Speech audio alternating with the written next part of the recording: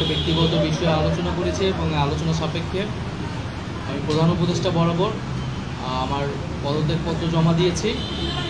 নতুন রাজনৈতিক দলের দায়িত্ব নিতে পদত্যাগ করেছেন অন্তর্বর্তী সরকারের তথ্য উপদেষ্টা নাহিদ ইসলাম। মঙ্গলবার দুপুরে অন্তর্বর্তী সরকারের প্রধান উপদেষ্টা ডক্টর মোহাম্মদ ইউনূসের কাছে পদত্যাগপত্র জমা দিয়েছেন তিনি।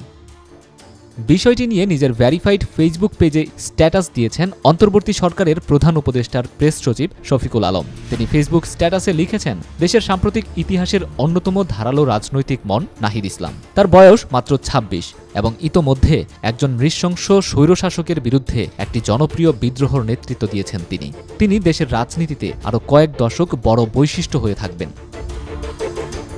আরও লিখেছেন, আর আল্লাহ জানে একদিন সে দেশের প্রধানমন্ত্রী হতে পারেন। জাতীয় নাগরিক কমিটি ও বৈষম্য বিরোধী ছাত্র আন্দোলনের উদ্যোগে আগামী ২৮ ফেব্রুয়ারি নতুন দলের ঘোষণা দেওয়া হবে বলে জানিয়েছেন জাতীয় নাগরিক কমিটির মুখ্য সংগঠক সার্জিস আলম। নতুন এই দলের আহ্বায়ক পদে দেখা যেতে পারে নাহিদ ইসলামকে। বৈষম্য বিরোধী ছাত্র আন্দোলনের কোটা বিরোধী আন্দোলনের সময় মুখ্য সমন্বয়কের দায়িত্ব পালন করেন নাহিদ ইসলাম। পরে ছাত্র জনতার গণ অভ্যুত্থানের মুখে ৫ আগস্ট ভারতে পালিয়ে যেতে বাধ্য হন শেখ হাসিনা। এরপর ৮ আগস্ট ডক্টর মোহাম্মদ ইউনূসের নেতৃত্বে অন্তর্বর্তী সরকার গঠিত হয়।